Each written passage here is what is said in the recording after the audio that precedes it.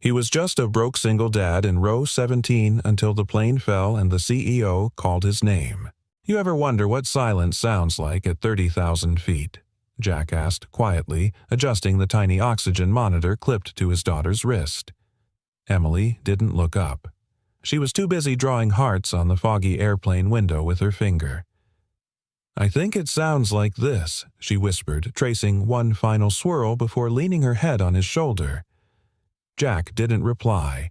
He just closed his eyes and let the hum of the engines fill the space between them. Not the silence of peace, but of delay, of something waiting to break. Seat 17A and 17B held a father and a daughter clinging to borrowed time. Jack Dawson, 38, wore the face of a man who'd spent too many nights fixing broken things and too few fixing himself. His hands were rough, his jeans faded, and the gray hoodie he wore bore the faded logo of a union that no longer existed. The little girl beside him, barely 6, was pale as paper with lips that turned blue when she laughed too hard. Emily, his entire universe, clutched a stuffed bear missing one ear and a heart that struggled to beat on schedule. Across the aisle in 17C sat Charlotte Hale, immaculately poised with her tablet open but untouched. Her navy blue blazer and neatly tucked silk blouse screamed executive, but her body language, arms, crossed eyes guarded, suggested someone trying not to be noticed. She'd booked the flight last minute under a pseudonym, not to escape the public, but the mirror. The fallout from her company's drone navigation failure had yet to hit the press, but she knew it was only a matter of time. "Excuse me," Jack said gently. "Mind if I slip by? She's got to use the restroom." He nodded toward Emily, now squirming.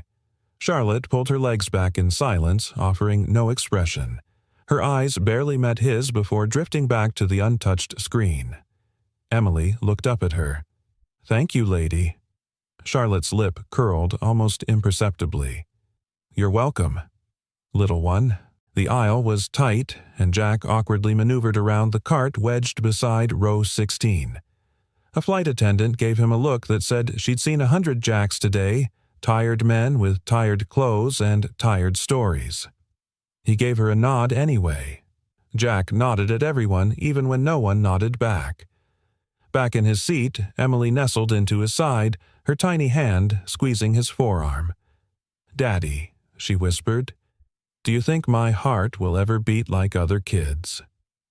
Jack hesitated, then smiled the kind of smile that doesn't reach the eyes. "Your heart already beats better than most, baby. It knows what matters." Charlotte caught that. She glanced sideways, studying Jack's profile, the unshaven jaw, the scar near his temple, the way he seemed to carry 10 years more than his age. Then the plane jolted, just a nudge like turbulence waking up. But Jack's eyes snapped open. A low, metallic clunk vibrated through the floor. The overhead lights flickered once, then again. For most passengers, it passed unnoticed, a hiccup. For Jack, it was the whisper before the scream. Emily sat up. "What was that?" "Nothing, sweetheart. Just the plane stretching its legs." But Charlotte had noticed it too. She sat up straighter, her eyes darting toward the flight attendant calmly securing a beverage cart. Then came the second jolt, sharper this time, more insistent. The engines dropped in pitch. The comforting hum faltered. People began to murmur. "Ladies and gentlemen," came the voice over the intercom, calm but brittle. "We're experiencing a temporary mechanical issue. Please remain seated with your seatbelts fastened." Then the right engine stopped. No scream, no fireball, just silence. And in that silence, Jack Dawson heard something no one else did. It wasn't just a failed engine. It was a moment choosing him. The lights blinked, then half the cabin fell into darkness. Gasps echoed. Children cried. Overhead compartments rattled from pressure change. A woman in 21B started sobbing. From the front, a flight attendant sprinted down the aisle, Sandra Martinez's uniform sharp voice trembling. She didn't head for the cockpit. She came straight to row 17. "Jack Dawson," she barked, finger-stabbing toward his seat. "Cockpit. Now." Charlotte turned, stunned. "Wait him." A businessman behind her scoffed. "Are you kidding me? That guy looks like he fixes vending machines." But Sandra's voice cut through the noise like a blade. "Cockpit. Now." Jack blinked. "You're sure we have no time?" Emily gripped his sleeve. "Daddy?" Jack looked down, smoothing her hair back gently. "I'll be back before you finish drawing your next heart. Promise." He stood. Charlotte watched him rise, stunned by the shift in him. The slouch was gone. The uncertainty disappeared. What stood before her wasn't a janitor. It was something remembered. She reached for his arm as he passed. "Are you a pilot?"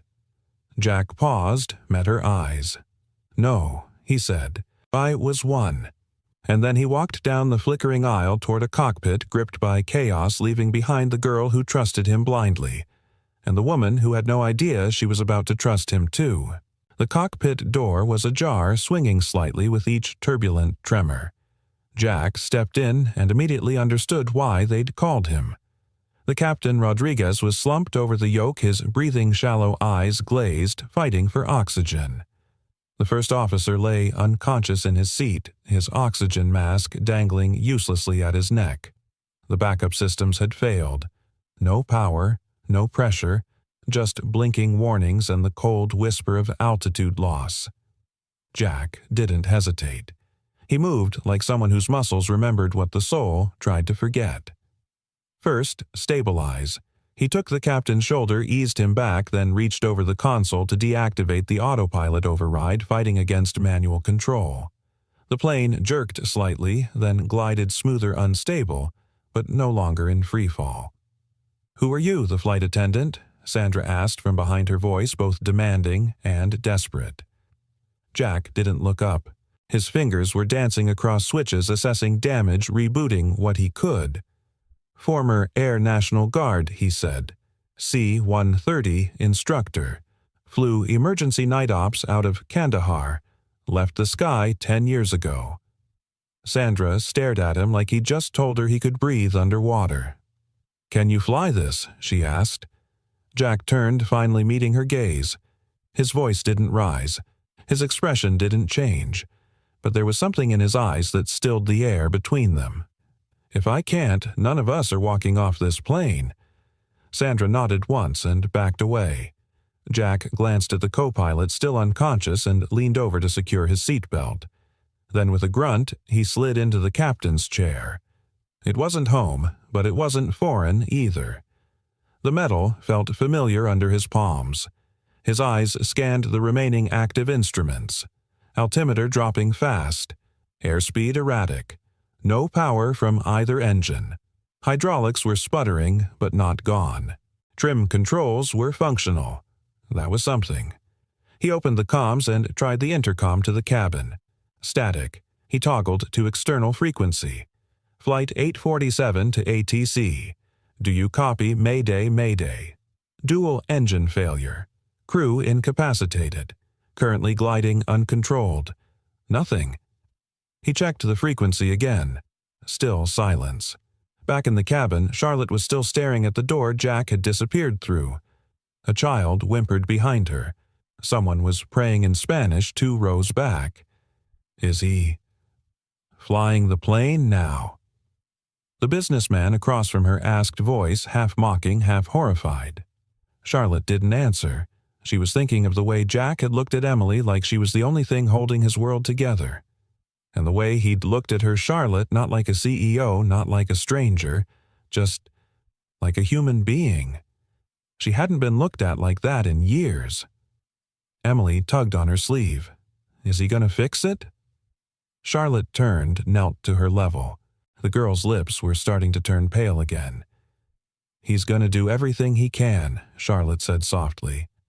And I think your dad is very, very good at fixing things. Emily smiled, then leaned her head against Charlotte's arm. Charlotte flinched at first, then let the child rest.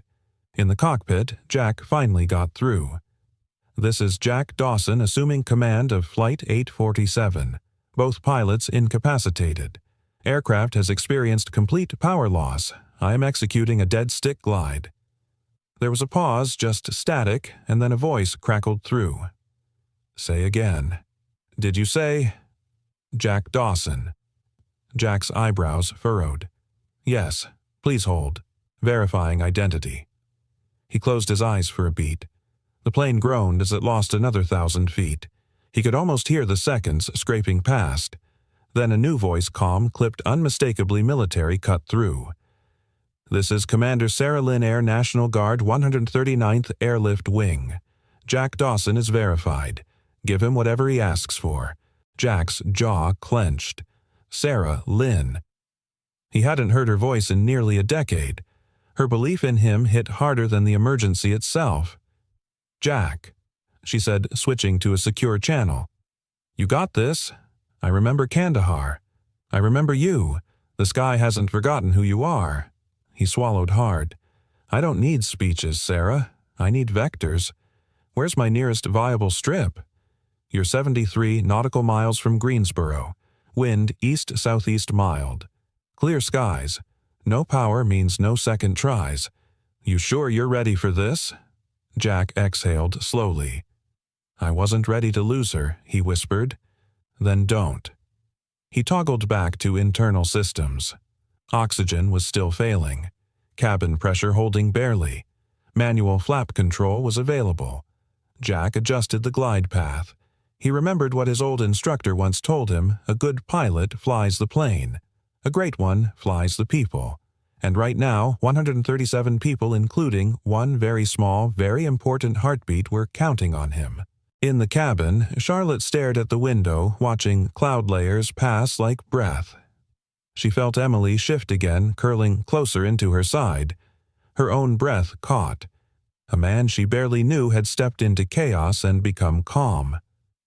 What kind of man does that? Not the ones who speak the loudest. Not the ones with degrees hanging in glass offices, but the ones who've walked through fire and come out holding someone else's hand. Charlotte looked toward the cockpit again. Maybe, just maybe. This flight wasn't meant to break her. Maybe it was meant to land her. The cockpit smelled of sweat metal and memory. Jack's hands were steady, but his pulse beat like a drum inside his throat. Every screen that still functioned blinked a warning. Hydraulic pressure was dropping. Altitude bleeding fast. Engines silent as tombs. Only the wind answered now. He adjusted the trim by feel. It wasn't grace, it was muscle memory, the kind you earn over years of flying into things no one walks out of. His eyes scanned the dead panels, but he wasn't looking for data. He was looking for the one thing no system could give him: time. Behind him, Sandra hovered near the door, clutching the frame like it might disappear. "Do you need anything?" she asked, voice low. "Yeah," Jack said, eyes forward. "About 2 more hours of sky, but I'll take 15 minutes of faith." She almost smiled, then didn't. "The crew, we're with you." He nodded once. "Thanks. Let's hope gravity's willing to make a deal." Back in row 17, Charlotte sat frozen. Not with fear, but with something more complicated. Her hands rested on Emily's blanket-covered legs. The child had drifted into a soft, shallow sleep, her little chest rising and falling like waves barely reaching shore. Charlotte should have been panicking. That's what she used to do: control what could be controlled and shut down the rest. But Jack had walked into that cockpit like someone who knew what it meant to fall and not fear it. And something about that had steadied her. She reached into the seatback pocket and found Emily's drawing notebook. Flipping past scribbles of stars, rainbows, and uneven stick figures, she stopped at a page halfway through. It was a child's drawing of a man in a pilot's uniform standing on clouds. Above him, a heart with wings. Underneath, "My daddy is a sky hero." Charlotte stared at it for a long time. Altitude is dropping faster than expected. Sarah Lynn's voice crackled through the headset. "You'll need to adjust approach. Greensboro's pushing you clearance priority." Jack leaned into the mic. "No surprise. She's falling like a steel piano." "You okay up there?" Jack smirked bitterly. "I'm flying a dead plane with 137 lives in the back seat. So, no okay isn't the word I'd use." Sarah paused. "You're not alone, Jack." He swallowed. That was the thing that always cut the deepest, not the silence of failure but the echoes of people who still believed in you after. And yet, something inside him cracked open, not in panic but in remembrance. A desert airstrip, a midnight call, a young officer trapped in the burning wreckage of an overturned transport, Jack diving back into a fuselage seconds from collapse not because it was smart, but because he could. That was who he was, who he'd always been, and who he'd tried so damn hard to forget. Emily stirred. Her lips moved. Charlotte leaned closer. Daddy, the girl, mumbled barely audible. "Come back down." Charlotte brushed hair from Emily's forehead. "He will," she whispered. "He's just clearing the clouds first." The words surprised even her. Across the aisle, the businessman who'd scoffed earlier cleared his throat. "Do you really think he knows what he's doing?" Charlotte didn't answer immediately. Then she turned to him. "I think," she said slowly, "that man was born to fly in storms." The businessman blinked, unsure how to respond. Charlotte looked out the window, watching the sky burn soft orange as the sun began to dip. Light filtered through thin cloud layers like hope trying to find a way in. In the cockpit, Jack adjusted the glide ratio manually. Every foot of altitude had to buy them distance. He was playing chess with physics, and the board didn't forgive mistakes. He tapped a tiny photo taped to the console. It was old Emily at 3, grinning through missing teeth, holding a model airplane they'd built together from scrap. He hadn't looked at that picture in over 2 years, but he never removed it. "Talk to me," Jack Sarah said again, "not as a commander, as your friend." He exhaled through his teeth. "I walked away, Sarah, after Afghanistan, after the crash. I should have died with them. No, you lived for them. I quit flying for a reason, and now you're flying for one." Silence. Then Jack whispered more to himself than to her. "Maybe I never stopped flying. Just forgot why I took off in the first place." He looked out the windshield. The land was rising beneath them. Greensboro was still a speck in the distance. "Send emergency crews. This landing's not going to be pretty. I trust you're ugly more than most people's perfect." He smiled for the first time in hours. It felt strange, but right. Back in the cabin, Charlotte reached for her phone, then put it away. She didn't want to film this. She wanted to remember it. She leaned down to Emily again, whispered something only the child could hear. "I used to be afraid of pilots. I lost someone once because of a crash. I thought I'd never fly again." Emily blinked at her, but your dad, Charlotte, continued. "He doesn't just fly planes. He lifts people, even from the ground." Emily smiled sleepily. "He says, 'Love is heavier than wings.'" Charlotte felt her throat tighten. "Yeah," she said, voice cracking. "But somehow, he still carries it." And as the last light of day began to fade, the passengers aboard Flight 847, many still unaware of the miracle unfolding up front, sat surrounded not by panic, but by something rarer. Faith. Not the kind that shouts, but the kind that lands. Jack tightened his grip on the yoke, not because the plane needed more pressure, but because he did. The cockpit had gone eerily still, save for the occasional electronic chime, a hollow reminder of the systems that had already died. At this altitude, there was no room for mistakes, no engine to rely on, no backup plan. Only glide. Dead stick. A phrase pilots respected and feared in equal measure. Jack Sarah's voice crackled again in his headset.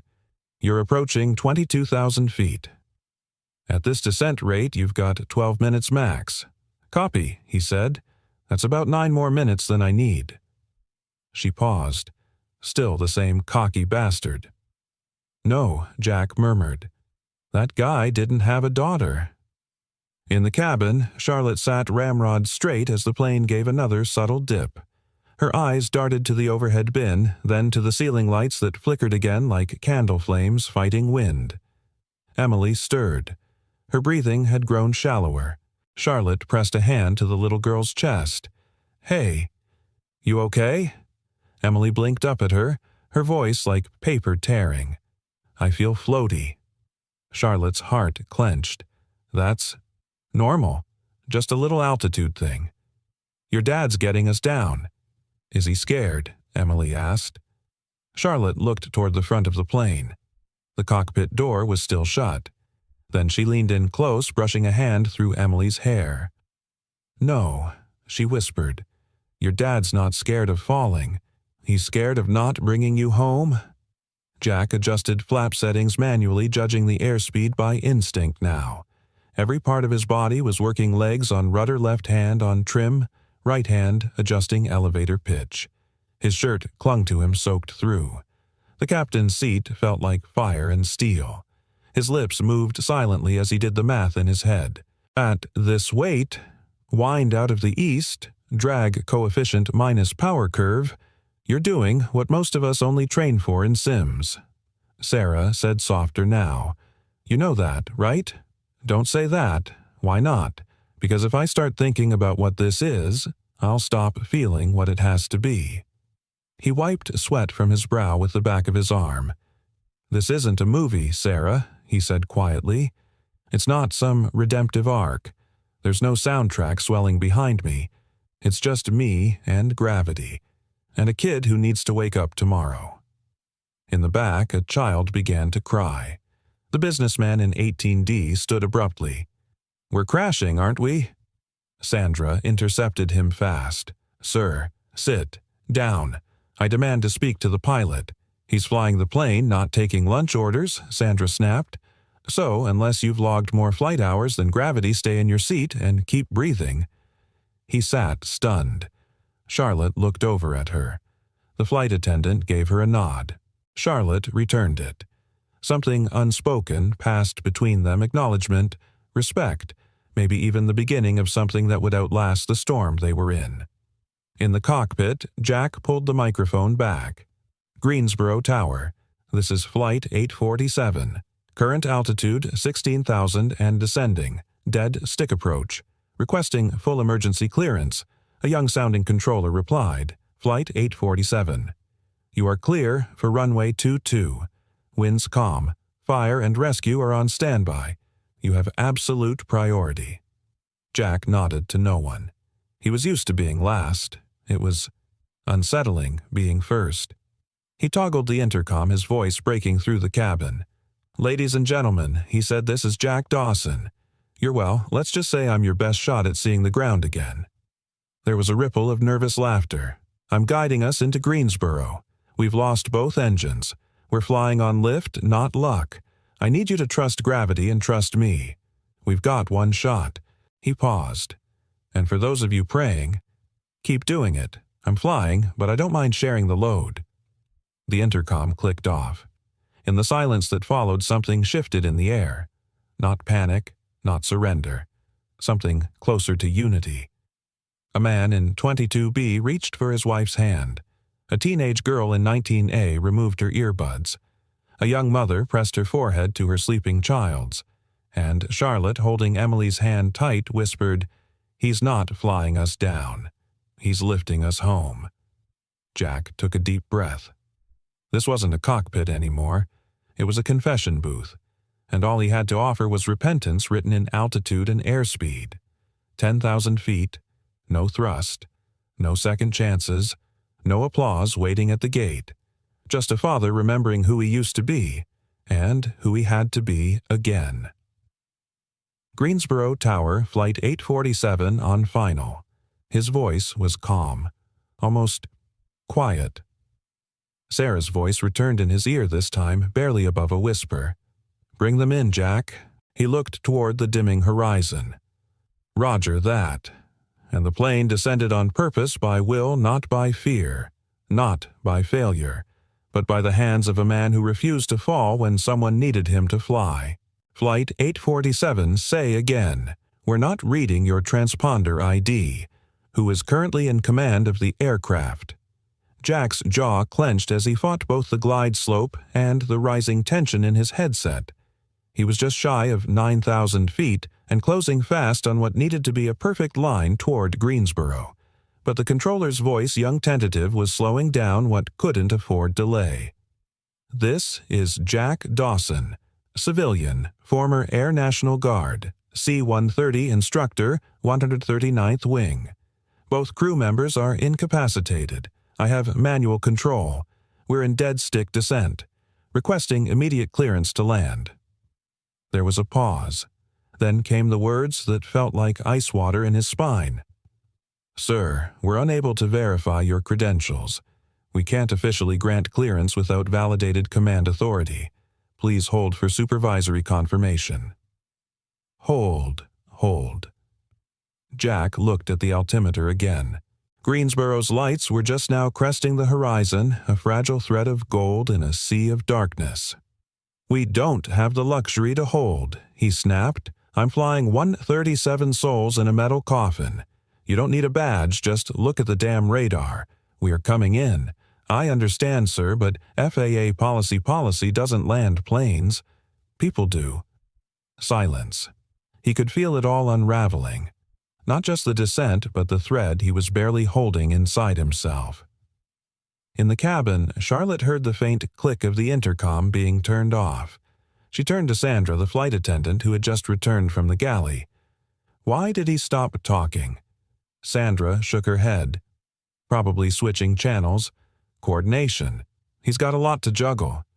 But is he being allowed to land? Sandra hesitated. And in that hesitation, Charlotte felt her stomach turn. "We have to do something," she said. Sandra raised a brow. Like what Charlotte looked at her phone then at the terrified faces around her. The silence from the cockpit was a drumbeat now loud in its absence. "You said the FAA listens to verified executive channels during in-flight emergencies, right?" Sandra blinked. "They might." "Good." Charlotte stood. Because they're about to hear from someone they actually do recognize. Back in the cockpit, Jack toggled through settings. No time. No margin. He was down to 7,400 feet. His voice was tight when he keyed the mic again. "This is Flight 847. We are no longer requesting clearance. We are declaring emergency approach. I will make contact with the runway or the ground your call." Before the controller could reply, another voice broke in. Authoritative, calm, female. "Greensboro Tower, this is Commander Sarah Lynn, United States Air National Guard. Authority code Delta Foxtrot 70. I confirm Jack Dawson has emergency command status. You will comply with full landing priority effective immediately." The controller stammered, then confirmed. "Flight 847. You're cleared for emergency approach runway 22. All other traffic is grounded. Fire and medical crews are standing by." Jack exhaled, then smiled just a little. "Sarah, you always did know how to crash a party." Her reply came soft. "You just worry about not crashing that plane." A murmur moved through the cabin like a wave when the intercom clicked back on. "This is your pilot," Jack said. "Greensboro Tower has granted us full landing clearance. Final approach is locked in. We'll be wheels down in under 7 minutes." The cabin went silent. No one cheered, no one clapped, but for the first time they believed. Charlotte returned to her seat beside Emily, who was now curled tightly in a ball, clutching the little stuffed bear like a lifeline. "You did something," Emily said quietly, her voice barely audible. "I just reminded them who they were talking to," Charlotte said, brushing a strand of hair off the girl's face. "I knew they'd listen," Emily whispered. Charlotte smiled, eyes shining. "Why's that?" Emily looked up at her and said with the kind of certainty only a child can carry, "Because when Daddy speaks from his heart, even the sky listens." In the cockpit, Jack locked into final descent. Runway 22 appeared ahead, a black ribbon stitched with gold, the last promise of solid ground. His hands trembled not from fear, but from the weight of what this meant. He glanced down at the photo taped to the console again. "Not today," he murmured. "Not this time." Behind him, Sandra entered quietly. "Everyone's secured," Good Jack said. Then after a pause, "Thanks for trusting a stranger with a broken past. She tilted her head. "No," she said. "I trusted a father with something to fight for. 6,000 feet. Then 5. Charlotte took Emily's hand again. The child's eyes were closed, her chest rising just a little easier. "You know," Charlotte whispered, "I've flown hundreds of times. First-class private jets, even helicopters." Emily's eyelids fluttered. "Really?" "Yeah," Charlotte smiled. "But this is the first flight I've ever felt safe on." In the control tower, one of the younger techs turned to the supervisor. "Sir, that guy Dawson, he doesn't show up in our active pilot database. No license on file." The supervisor didn't look away from the radar. "Yeah," he said, "and he's still the only person I'd want in that cockpit right now." Back inside that cockpit, Jack set his sights dead center on the glowing lights of the runway. His voice low and steady filled the cabin one last time. "Brace position, everyone. Eyes forward, hands on your heads, and just keep breathing." Then softly, almost to himself, "We're bringing this bird home." Jack's hands never left the controls. Every nerve in his body was tuned to the yoke, to the whisper of wind across a powerless aircraft now gliding on hope, memory, and physics. The runway shimmered in the distance, but the sky between here and there might as well have been an ocean. "Flaps," he murmured. His fingers adjusted the manual controls delicately, like tuning a broken violin. Altitude 4. 100 feet. Airspeed 147 knots. Wind calm. And yet the cabin behind him held a storm of silent prayers. In row 17, Charlotte watched Emily's face. The little girl was pale, her lips edged in that dangerous bluish tint that no 6-year-old should ever wear. Her small hands gripped Charlotte's coat sleeve like it was the edge of the world. "Does it hurt?" Charlotte asked softly. Emily shook her head. "Not really. Just feels like I'm not heavy anymore." Charlotte swallowed hard. She wasn't a mother. She'd never wanted to be. But in that moment, she would have traded every share, every merger, every boardroom in her life, just to give this girl one healthy breath. She leaned down forehead against Emily's. "Your dad's flying the whole sky just to bring you home." Emily gave a fragile smile. "He told me once. Some pilots fly with engines, but the good ones, they fly with love." Charlotte closed her eyes. That line would stay with her for the rest of her life. Jack's voice came back over the cabin speakers, calm but edged with something deeper reverence. "Final approach in 30 seconds. There will be no noise, no engines, just the wheels and the wind. This landing will feel different, but it's what we've got." He paused. "And I've flown 1,000 hours in worse. We're going to land. We're going to walk away. And tonight you'll hold the people you almost lost just a little tighter." In the silence that followed, a passenger in 21A whispered, "That's the first time I've ever believed a pilot was praying with us." Back in the cockpit, Jack adjusted rudder controls. Everything had to be perfect. No power meant no go-around. No second try. He guided the aircraft like a glider, angling slightly against the wind-bleeding speed carefully while conserving altitude.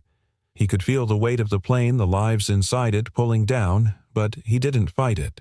He guided it. He trusted it, like he hadn't trusted anything in years. Sarah's voice came through his headset once more.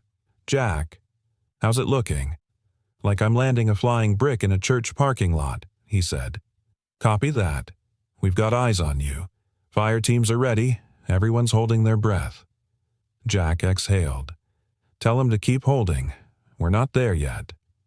Charlotte looked out the window as the lights of Greensboro grew closer. The city felt quiet, like it knew what was coming. She looked down at Emily.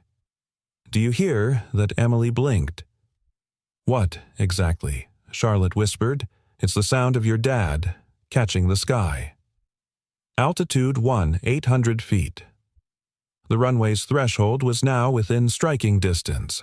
Jack's hands danced across the panel, adjusting trim, feathering the descent. Every movement now was artistry. He thought of his unit, of the mission gone wrong, of the friends he buried in the desert and the guilt he carried home. And he thought of Emily. and how she'd looked up at him that morning in Denver asking, "Will this doctor make me better?" "Daddy," he hadn't answered. He would now. Flaps full, gear locked. "Trim set," he muttered. "Airspeed, 126 knots. Perfect." The aircraft coasted lower nose, gently up. Jack's eyes narrowed as the runway markings grew larger, brighter, real. There was no sound, just the wind, and the hearts of everyone on board thudding in collective rhythm. Sandra crouched by the galley jump seat. She was whispering a prayer. Tommy, the teen in row 22, finally stopped shaking. He took out his earbuds, stared ahead. Mrs. Keating gripped the photograph of her late husband so tight it wrinkled. And Charlotte, she didn't look scared. She looked whole. "Hold on, little one," she whispered. "He's bringing us home." Jack whispered, "Here we go." And then contact. The wheels met the earth with a sudden reverent kiss. A thud that reverberated through the fuselage, followed by a gentle shake as rubber met asphalt, as steel met friction, as man met miracle. No bounce, no veer, just glide, slide, and stillness. Jack deployed the spoilers manually, felt the drag grab the plane's weight like invisible hands helping to slow the beast. The end of the runway approached like a finish line drawn in mercy. When the plane rolled to a full stop just past the 2,000-foot mark, Jack sat in silence. His breath caught, his hands shook, and then he laughed. A breathless, cracked laugh that sounded like redemption. In the cabin, it was like time had stopped. Then a baby cried. Then someone clapped. And then the cabin erupted. Cheers, sobs, applause. The kind that rises not from relief alone, but from witnessing something impossible. Charlotte didn't move. She just leaned down, kissed Emily's forehead, and whispered, "You were right. He flew with love." Fire crews approached the aircraft. Emergency lights flashed across the tarmac. But inside that cabin, the real rescue had already happened. People who'd boarded as strangers had landed as survivors. And the man they'd once dismissed as just another working-class dad had just written a page in aviation history. Jack finally stood from the pilot's seat. His knees nearly gave out. Sandra appeared behind him, tears on her cheeks. "You did it," she whispered. Jack nodded slowly. "I didn't land a plane." She blinked. "What do you mean?" He looked toward the back of the aircraft, toward his daughter.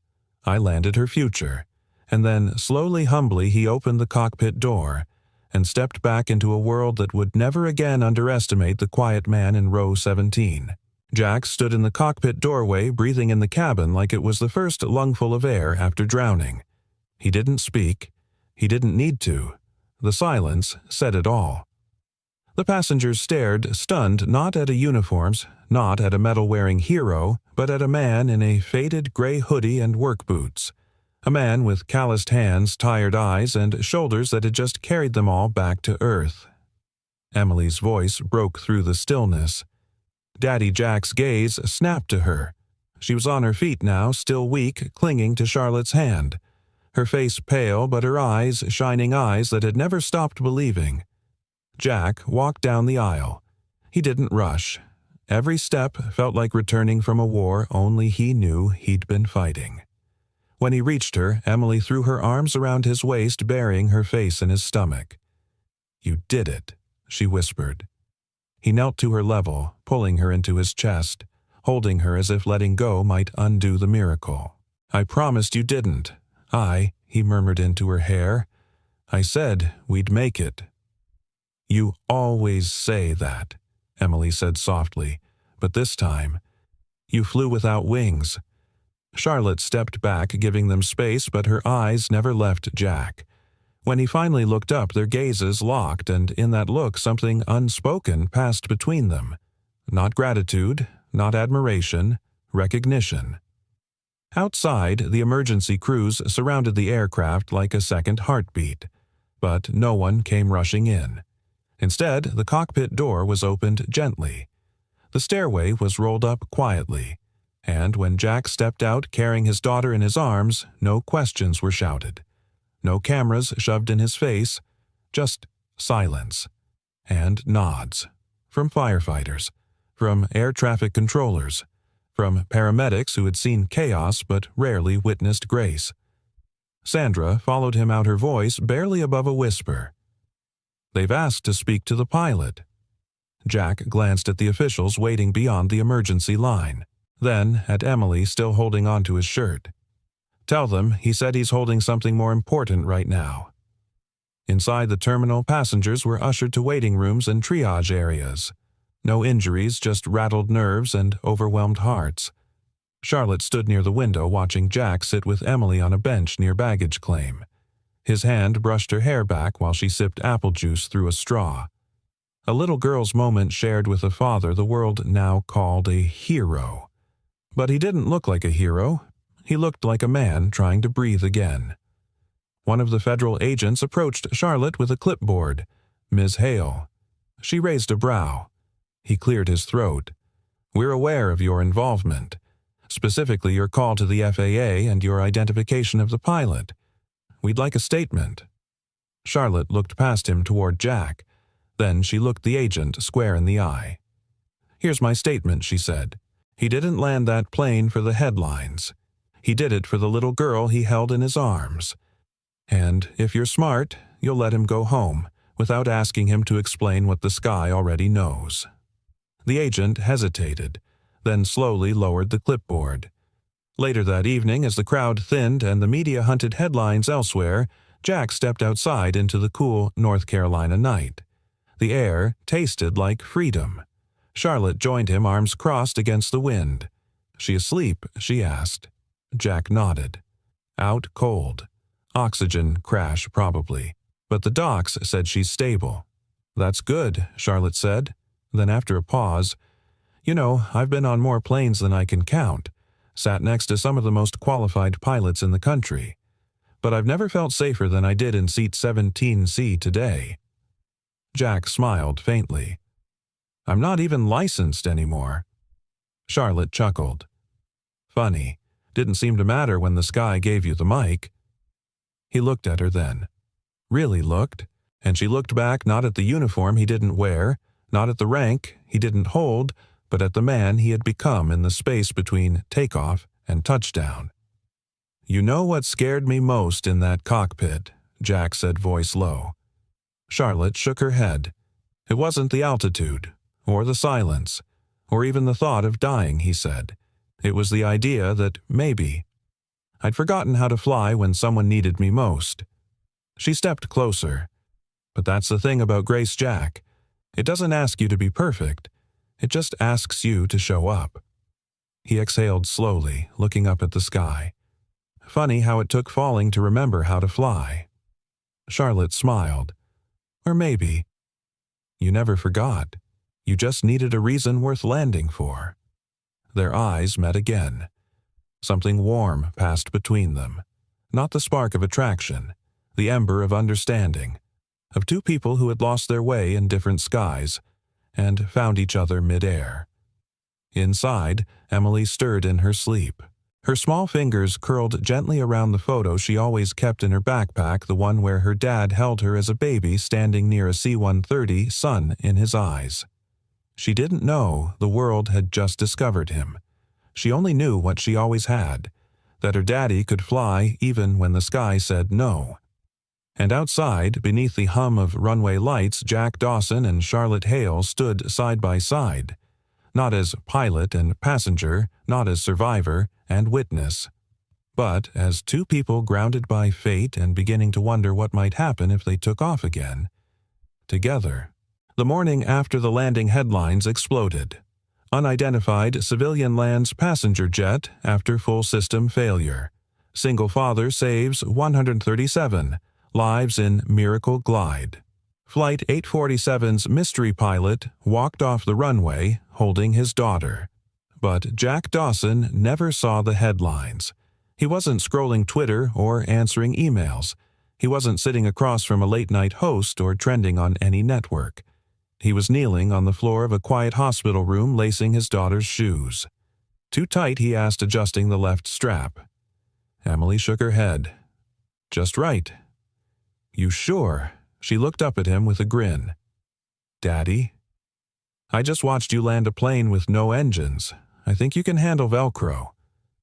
He laughed, really laughed, the kind that came from below the ribs, the kind he hadn't felt since before she got sick. You're something else, you know, that I know, she said matter-of-factly. But I get it from you. Jack stood still, a bit sore from the strain of the landing. A doctor passed by the room and gave him a quiet nod, the kind you give someone who's no longer just another face in a waiting room. Emily swung her legs off the exam table. Do they think I'm better? They think you're strong, Jack said, and that's what we need to be right now. She took his hand as they walked out of the room. I was never scared. Jack glanced down. No. She shook her head. Because even when I couldn't feel the engines, I knew you were still flying. Down in the lobby, Charlotte waited. She wasn't wearing her CEO mask anymore. No blazer, no badge, just a denim jacket over a cotton tee and jeans, like someone who finally remembered how to be real. Jack noticed. So did Emily. Look, Daddy, she whispered. It's the lady from the sky. Charlotte smiled, walking toward them. Hey there, Captain Dawson. Jack winced. Don't start. What, too humble for your own headlines? I didn't land that plane to get famous. Charlotte tilted her head. Good, because you're not famous. You're known. And those are very different things. He paused. What's the difference? One ends when the cameras turn off, she said. The other stays with people, changes how they see the world, how they see themselves. Jack looked away, unsure how to receive praise from a woman who once couldn't even meet his eyes. I read something last night, she continued, softer now. It said, some men build empires. Others build moments that last longer than empires ever could. Jack blinked. Did you come up with that? No, but I wish I had. Outside, a car pulled up to the curb.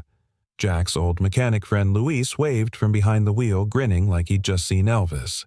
Hey, hero boy, he shouted through the window. They're talking about you on every channel. Jack cringed. Great, guess I'm going to need a new face. You need a raise, Luis said. Also, maybe a cape. Charlotte leaned down to Emily. You okay if I borrow your dad for a few minutes? Emily shrugged. Sure, but bring him back. I always return borrowed things, Charlotte said, winking. Jack followed her a few steps away from the car toward a bench under the hospital's front awning. I heard the FAA's reviewing everything she said. They're not happy, Jack muttered. Technically, I wasn't certified for civilian aircraft anymore. No recent flight log, no official endorsement. And yet Charlotte said you brought everyone home. He sighed. Doesn't count for much on paper. Charlotte narrowed her eyes. Maybe paper isn't where your life belongs anymore. He looked at her. What are you saying? She reached into her bag, pulling out a slim envelope. I made a call. 2, actually. One to a friend in the FAA, another to someone who funds flight training programs for underserved communities. Jack didn't move. They want to talk to you, she said. About teaching. About building something real. About putting wings on kids who never thought they could leave the ground. Jack stared at the envelope. Why would you do that? Charlotte's voice softened. Because you reminded me that leadership isn't about control. It's about care and courage and showing up even when no one claps. He looked away, struggling to find words. Also, she added a teasing smile at the corners of her mouth. I wanted an excuse to see you again. He smirked. That sounds more honest. She reached into her back pocket, pulling out a folded slip of paper. There's a number in here in case. You ever feel like flying again? Not in the air, just, toward something. Jack took it carefully as if it might disappear. I'm not good at beginnings, he said. Charlotte tilted her head. That's fine. I'm great at helping people finish things. Maybe we meet somewhere in the middle. He smiled. Then something shifted in his expression. Thank you, he said, voice quiet, for believing when I didn't ask anyone to. Charlotte stepped closer, just enough for her voice to reach only him. You didn't have to ask. You showed us. And the kind of man who flies toward fire for his daughter deserves someone to fly back toward him. Their hands brushed. Not a kiss, not a promise, but the beginning of something that didn't need a destination to feel real. From the car, Emily leaned out the window. "Dade, I'm getting old over here." Jack laughed, shaking his head. He turned to Charlotte one last time. "See you again," Charlotte nodded. "Count on it." As he walked back to the car, Charlotte stood still, arms crossed, watching the man who saved a plane disappear into a new sky. No engines, no applause, just motion. And maybe that was the kind of love story she'd been waiting for all along. One that didn't take off with noise, just quietly, gracefully, touched down.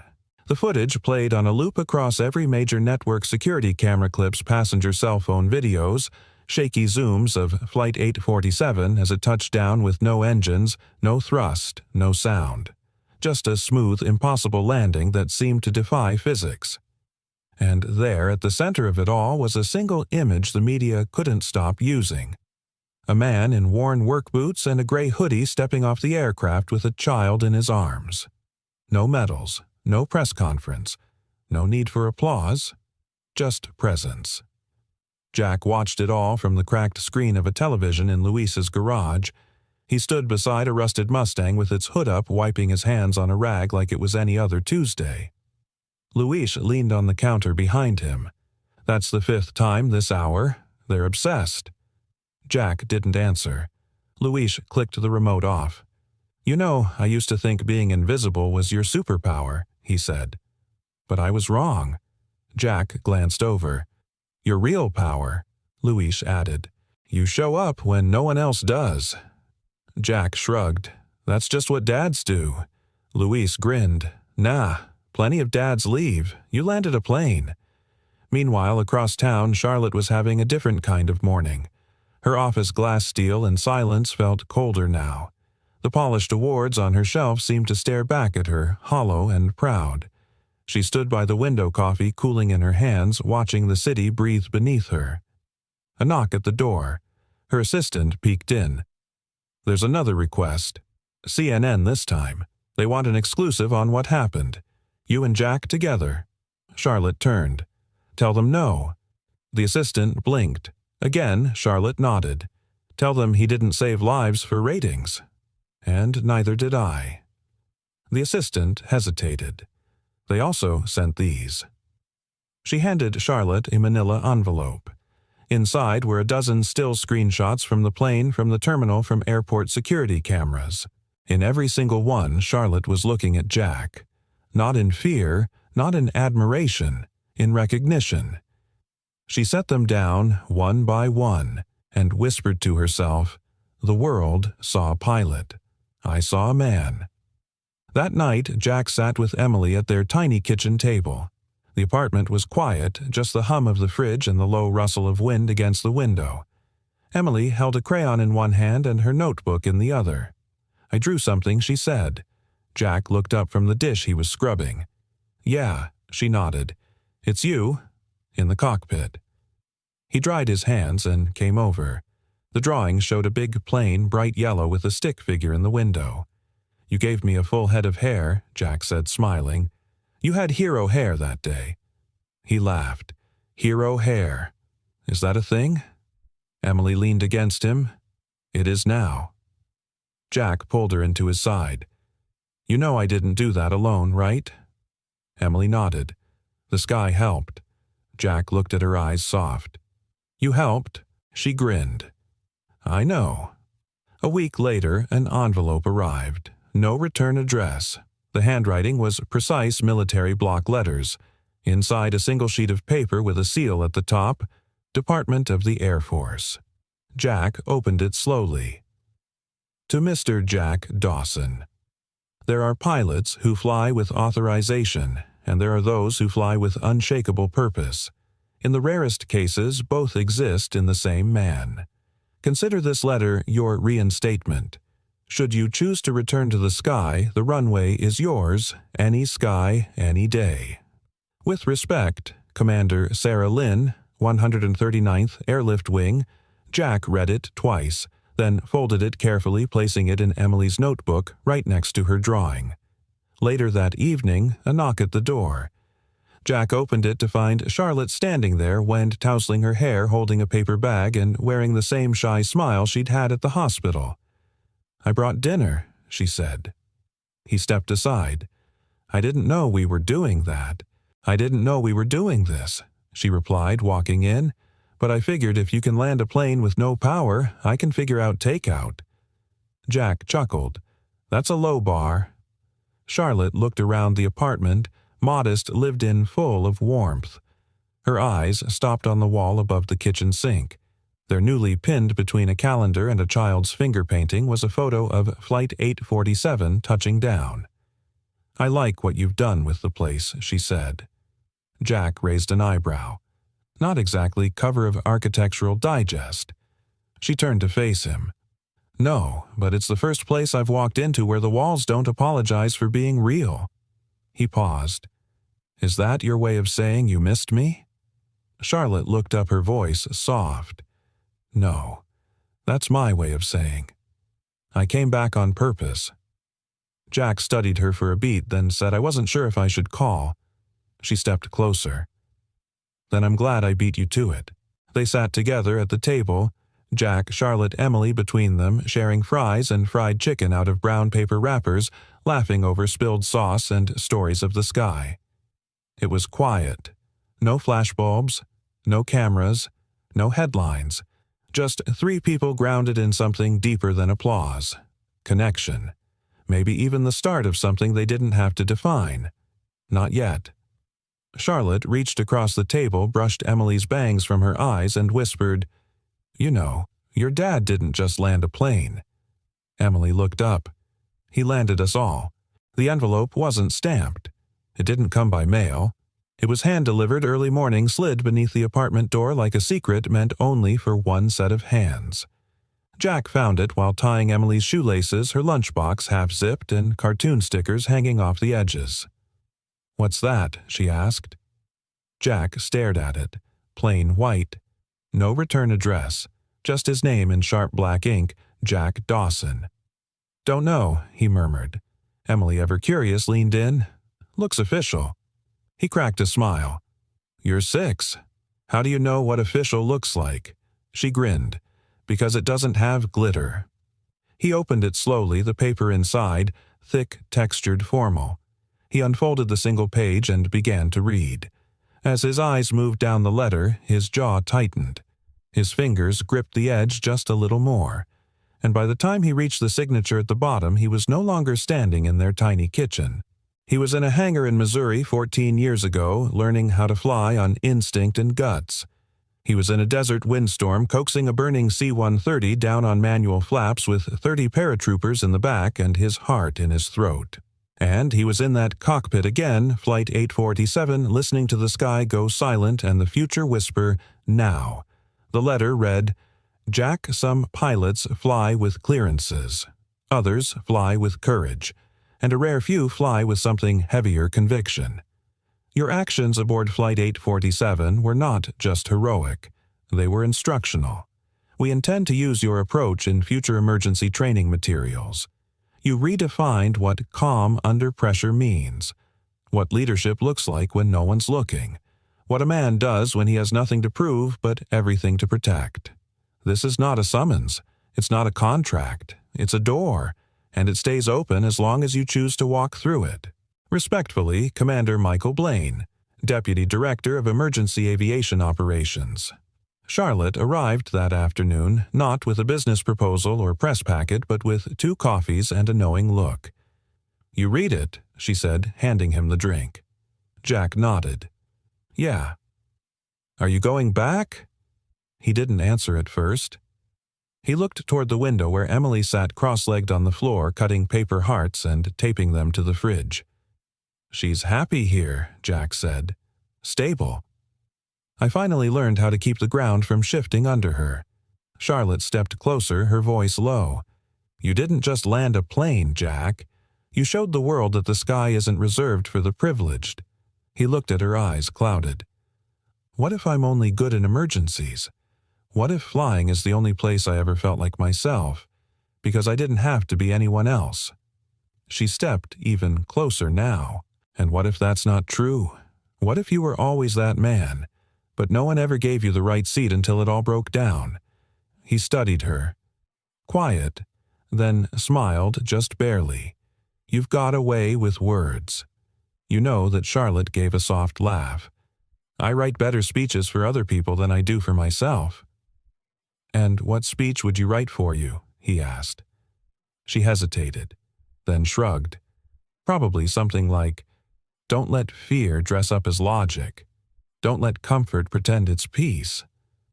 Jack looked down at the letter again. "Is it crazy that I want to do it?" he asked. "No," she said. "What's crazy is that you think you need permission." He met her gaze. "What if I fall?" Charlotte's answer was immediate and soft. "Then fall into something that matters." That night, after Emily had gone to bed, Jack sat alone in the living room with the letter on the table. Charlotte curled up on the couch nearby, reading a worn paperback with the spine nearly split in half. "Do you miss it?" he asked her. She looked up. "Miss what?" "The version of you before the CEO title. The girl who didn't always have to win." Charlotte closed the book. "Some days," she said. "But I think she's still here. Just quieter. Like she's waiting for something worth speaking up for." Jack stood, walked over to her, then sat beside her on the couch. "You're not quiet," he said. "You're just measured." "That's different." She tilted her head. "And what about you?" He thought about it, then answered, "I'm a mechanic who never stopped being a pilot." She smiled. "I'm glad you finally believe that." In the quiet that followed, Charlotte rested her head on his shoulder. And for the first time in years, Jack didn't feel like he had to earn the moment. It was just there, undemanding, undeclared, like landing gear meeting runway, like love that didn't ask for declarations, only presence. At dawn, Jack woke early.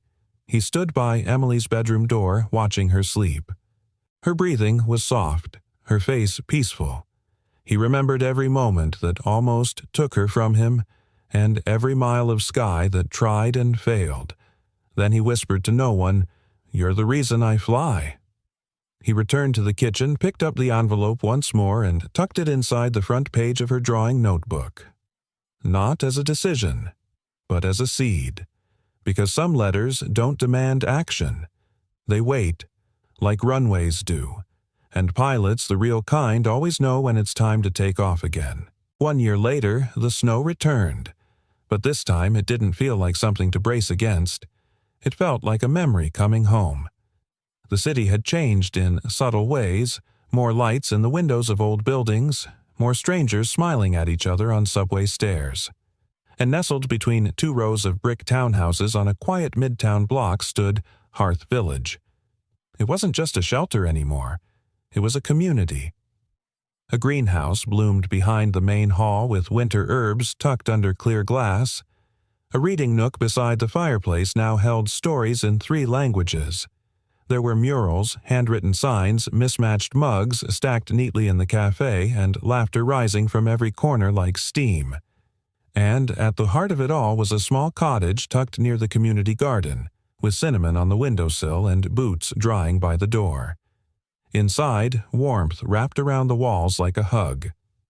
Jack stood at the stove, stirring something rich and golden. He hummed softly a half-forgotten tune he used to whistle when no one was listening. From behind, Charlotte slid her arms around his waist. "You made real mac and cheese again," she teased, peeking over his shoulder. "Only the best for today," Jack said. "Besides, boxed cheese feels illegal on a day like this." Charlotte grinned. "You're getting sentimental." He turned to face her hands still on the spoon. "Don't tell anyone. It'll ruin my rugged ex-mechanic image." She kissed his cheek. Too late. Out in the courtyard, Emily stood in the middle of a dozen kids showing them how to pre-flight check a paper glider. She wore a red scarf, oversized goggles on her head, and the confident grin of someone who had survived the impossible and made it look like recess. A small wooden sign hung above the entrance to the new building just behind her wings for Emily Flight Engineering and Dream Lab for kids who dare to try. The program had started with 10 kids from the neighborhood. Now it had a waiting list, and a volunteer roster that included real pilots, engineers, artists, and even a retired NASA tech who brought freeze-dried ice cream once a month. Emily raised her hand and called out, "Who remembers what the elevators do?" A shy girl in the back raised her fingers. "They help you go up or down depending on where you lean." "Exactly," Emily beamed. "And remember, you don't always need engines. Sometimes glide is enough." Jack watched her from the window. His voice caught. "She's more grounded now than I ever was." Charlotte stepped beside him. "She's more lift, too. That's what makes her dangerous." He laughed, and uncatchable. Charlotte looked at him. "You're not trying to catch her, Jack. You're teaching her to fly." He turned to her eyes, soft.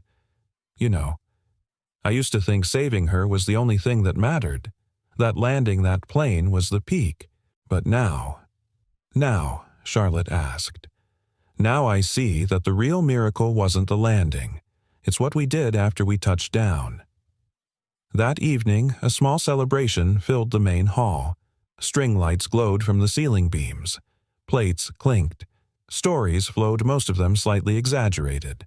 Someone played acoustic guitar in the corner. Children darted between legs, tossing paper airplanes with each other's names written on the wings. In the middle of it all, Emily climbed onto a crate. She tapped a spoon against her cup. "Excuse me," she shouted. "Can I say something?" The crowd hushed. Emily straightened her goggles. "1 year ago, my daddy flew a plane with no engines, and people called him a hero. But I already knew he was one. Even before that." Jack blinked. His fingers tightened around his glass. Emily continued. "And this place, Wings for Emily, isn't really about me. It's for every kid who ever thought they couldn't be brave because they were small or quiet or sick or scared. Because guess what?" She pointed toward the ceiling. "You don't need to roar to take off. You just need someone to believe you can." The applause shook the room. Charlotte turned to Jack, eyes glistening. "She's got your timing. She's got your courage," Jack whispered. Later that night, after the guests had gone and snow had begun to fall again in soft, forgiving waves, Jack stood outside beneath the stars. The wind was gentle, the kind that nudged your collar up, not your spirit down. Charlotte came to his side, wrapping her scarf tighter. "You okay?" Jack nodded. "Just remembering." She waited. He pointed upward. "See that one?" he said. "Brightest one tonight." Charlotte followed his gaze. "Yeah, she used to think that was where hearts went when they stopped working." Charlotte said nothing. She just slipped her fingers into his. And now she finally asked. Jack smiled, eyes never leaving the sky. "Now I think it's where they go when they start working again." She leaned into him. "You know, I used to be afraid of falling." "I know, but now—" He turned toward her. She smiled. "I think I'm more afraid of never jumping." Jack laughed low, soft, full. "Then let's jump, Charlotte." And right there, under a sky that had once threatened to swallow them whole, 2 people who had learned to land finally took off. Together, quietly, steadily, without fear, not flying to escape the past, but toward a future neither of them thought they'd ever deserve until they learned that, sometimes, you only find your wings after the fall. Absolutely. Here's a heartfelt and inspiring outro tailored for your storytelling video with a smooth call to action that resonates emotionally and encourages engagement. If this story touched something in you, if it reminded you that strength doesn't always shout, that love can heal even the deepest cracks, and that sometimes it's the quietest souls who carry us through the storm, then I'd love to know, where are you watching from? Drop your country city, or even just in the comments below. I read every one, and your stories, your presents mean more than you know. If you'd like to hear more stories like this, stories of second chances, quiet courage, and the beauty of being human, hit that subscribe button and turn on the bell, so you never miss when we take off again. From the bottom of my heart, thank you for spending time with this story. Wherever you are tonight, I hope you're safe, seen, and reminded. Sometimes, even in free fall, we find our wings. Until next time, stay grounded and keep flying.